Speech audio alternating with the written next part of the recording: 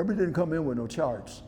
It was a big ass jam, you know, and everybody just played. And Herbie was in awe, but he had never heard any shit like that before.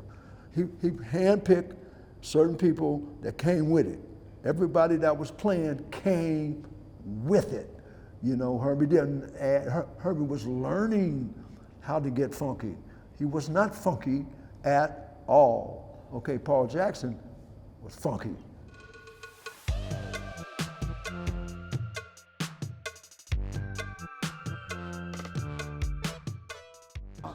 I don't know when I met him. I can't really, I think I've known him all my life. Yeah. And one way or another, consciously or unconsciously, we were destined to cross paths, you know. That's what I think. It was God, you know, it was arranged. For me, it seems like he's always been around. No, at least in the musical part of my life. But the consciousness is similar. The people who move the music forward, they seem to think alike for some reason. They have a simpatico. Did you ever go to any Headhunter gigs like when we came to New Orleans, like in the 70s? No, I was too little. I was probably like... He said he was too young. I would have been like 12 years old and 13. When I first started playing, I was like 16 and 17, but the people started hiring me immediately.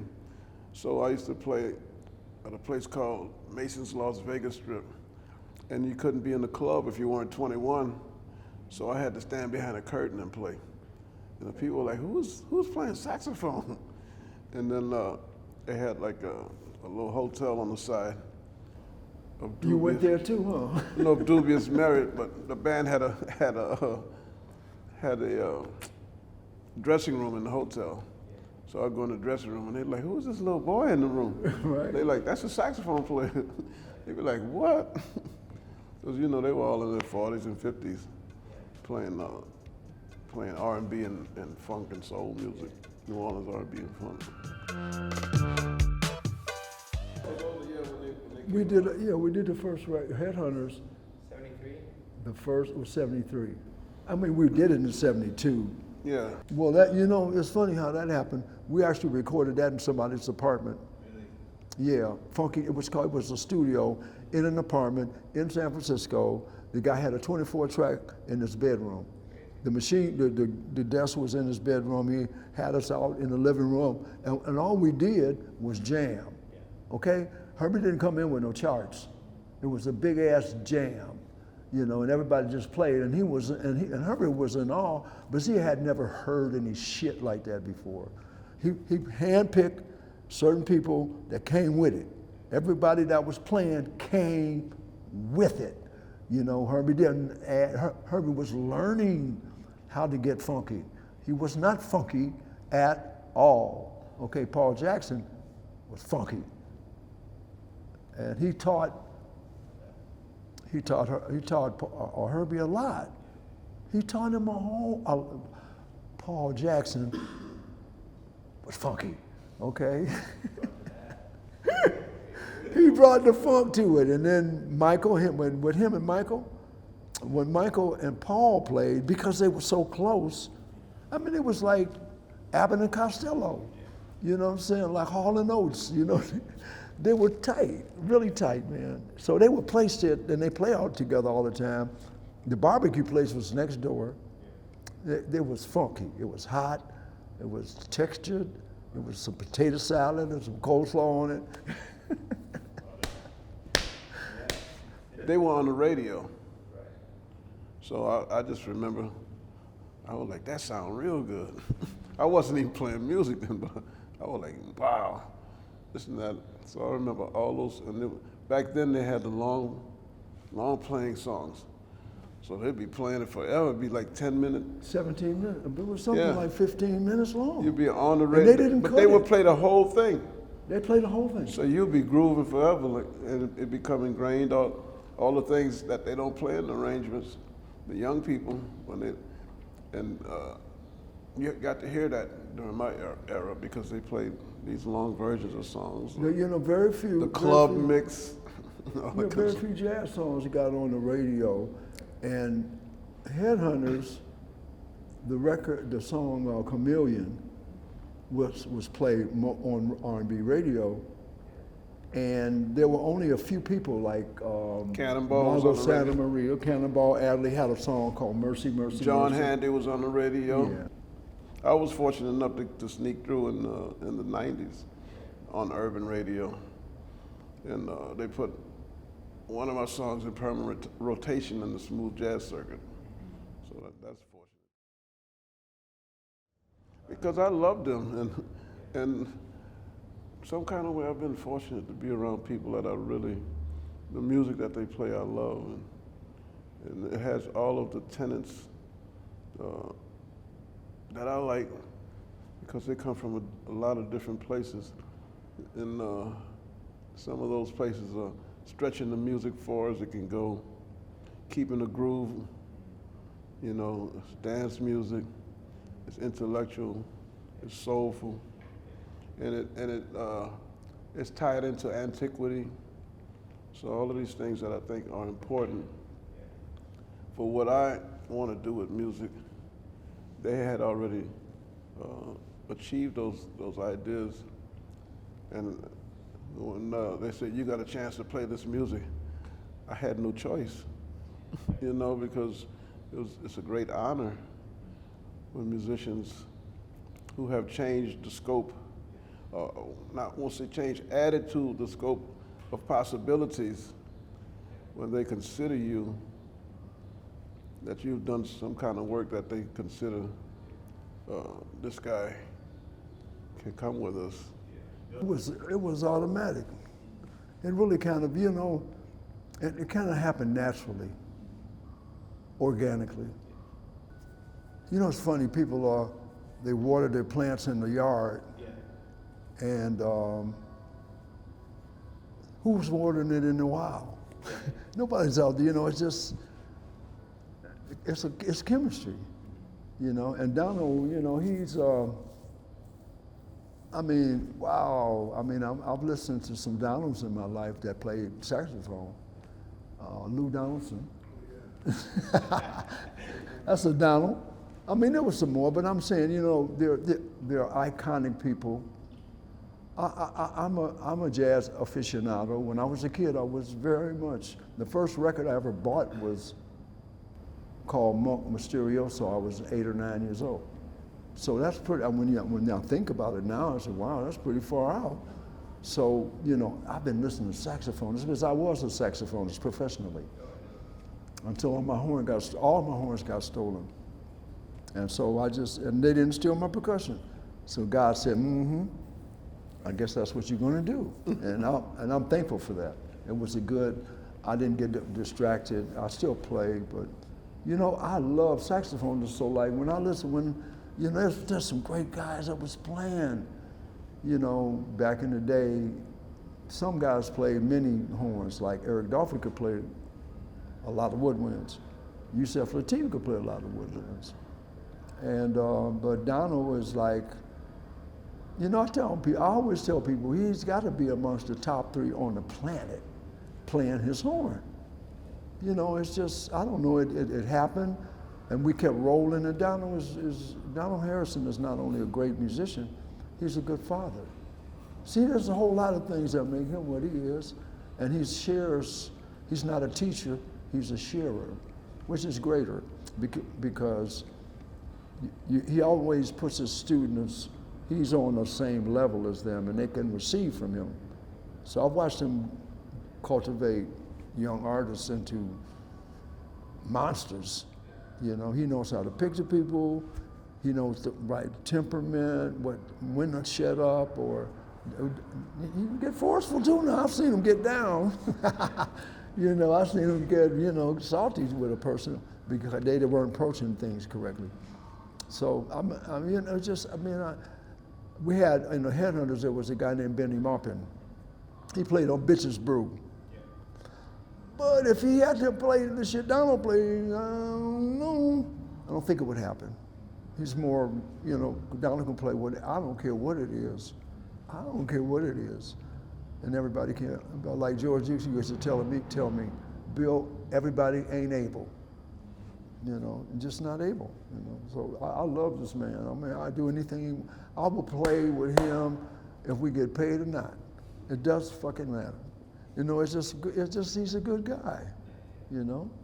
Teaching the young people, he knows the history, you know, he doesn't play with it.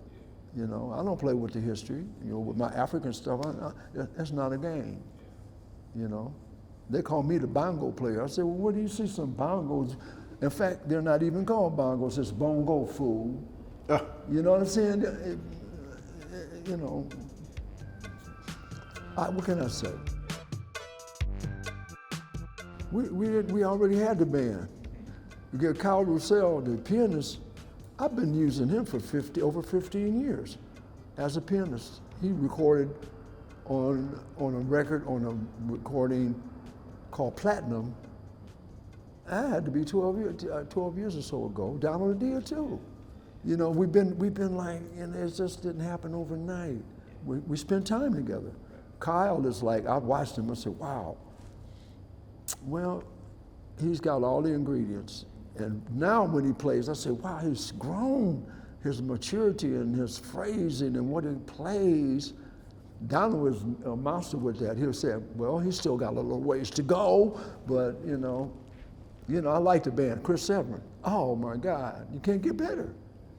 You can't get better. I worked with him with Diane Reeves also in her band. So I've been working with him a long time also before he became a member of this Headhunter band.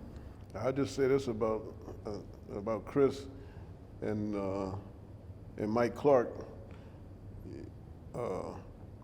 He's, in my estimation, the first bass player to come along since Paul Jackson, where they're sparking each other.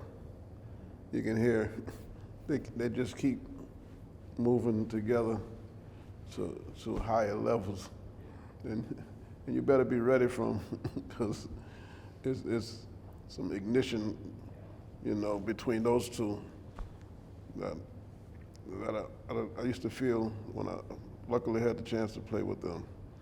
And then when you add Bill Summers cutting in and chasing that fire and putting I don't know how this guy finds the right, once again in my estimation, just the right thing to play at all these moments that just like, you know, it just pushes you, okay, pow, that, you know, you react to it.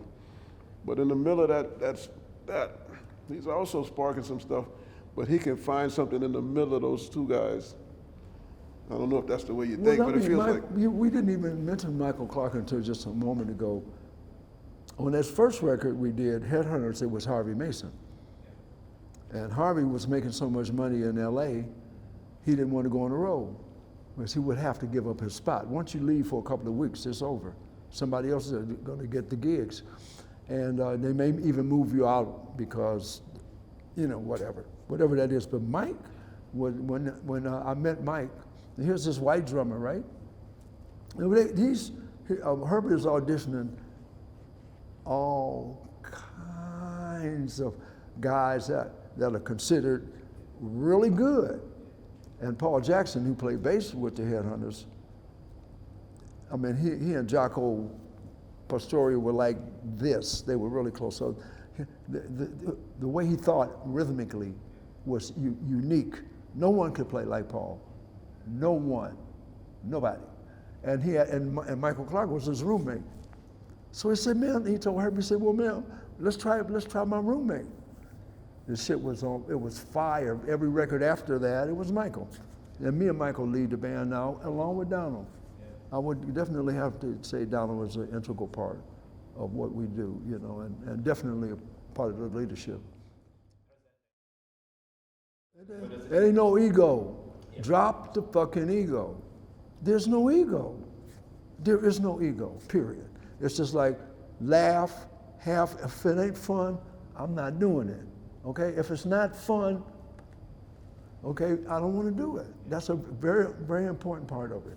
We grew together, and there's never no bickering or, well, I need to get up front or what the fuck ever. There's none of that. We don't even discuss none of it. We just go and do it.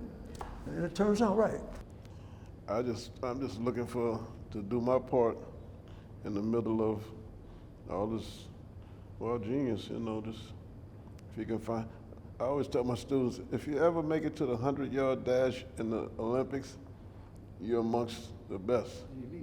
Yeah, you one of the, even if you don't win, at that moment, you're one of the fastest people on the earth. So cherishing that element of it, If you get lucky and win, then, that's a great thing. But if you're just there, man, you're something else. So I'm with these guys, man. So I just need to find the right notes for the right time, with the right stuff in them. Try to understand the history of the band, how the music is put together, how each of them think about the music, how to be in tune with that and the way they play, and then just see what happens at every moment, moment to moment, find something that fits that moment and put you on a good trajectory. It's simple ideas, but they're hard to achieve. Simplicity, foundational ideas are for me, the best ideas. Understanding the foundation of something, because you can put anything on a foundation, but if you don't have a foundation, everything crumbles. So just understanding the foundational elements of something. This is what you need to play on this groove. Now that don't fit right. Find a thing, man. Find it.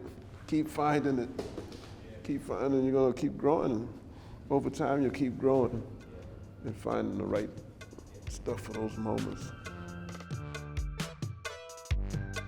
From an egg to a goose. I mean, the egg had a little poop on it. In the beginning, you know how eggs are, they're not normally clean until they send them through a process. It's been, it's like growing, I looked around and I'm almost 75 years old. I mean, like, it seemed like it happened in an instant.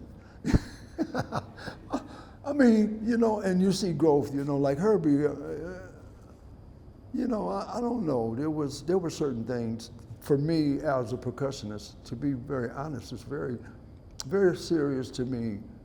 And I knew as a musician and a black person what it was to be discriminated against. It's a form of discrimination going on with people who do what I do. I'm the last one hired and the first one fired. They call me the bongo player. I'm the last one to get a sound check every day. They have no idea that I'm one of the leaders of the band. They have no idea until the show starts. And they say, oh shit, maybe we should have given him the sound check second. You do the drums first. That makes sense because there are more mics on the drum. You go through the keyboard, but who has the second most amount of mics? Me. What happens is, they get down the line and they say, well, we don't have any more inputs. I say, well, I'm sorry, we're gonna have to go buy some more, but I've had to create my own path. And I know the business. I learned the business because I had to learn it, and I got a publishing company in the 70s. And from Herbie, I mean, everything just grew. And you can't force it. You just have to deserve it. You got to work your ass off. Like Donald, I know at the end of the night, the joint's going to be jumping. Donald's going to be singing some serious soul music. And, I tell people when we start the show, I say, is there a roofer in the house? And they say, well, what is he talking about? I say, well, somebody hired the roofer, right? And this thing, I looked around and said, well, where's the roofer at? Because we're gonna tear the roof off this one, right? I mean, but that's what happens. We can deliver the goods. That's what's really great about the band. As we get on there, I'm ready to go. I'm like, I mean, but it's like that every night. You know, I can confidently say to the audience, you're gonna have a spiritual experience and we're gonna change your life tonight. And we groove them into the ground. I love it. I love it, man, come on. I just want to say something about what he was saying about percussionists. And that is, I think the exact opposite, if that's the way people look at a percussionist, because I know the percussionist is tied to the antiquity of the music, and that if it wasn't for percussionists, we wouldn't be doing any of this stuff. So they deserve, and you probably can tell by the way I treat you, with the reverence, you know, when you come to play with my band, if you think about how I speak about you, that he deserves the ultimate respect. And I we played in the Chicago Jazz Fest, and he only played on 2 songs, but I said the change is coming right now when he's coming out. You know, you're gonna hear what this is about. And he came out and there was a few articles where they talked about the highlight of the show was Bill Summers. And I was happy about that because percussion is such an integral part of how the music that we play in the Americas and now the world came into being.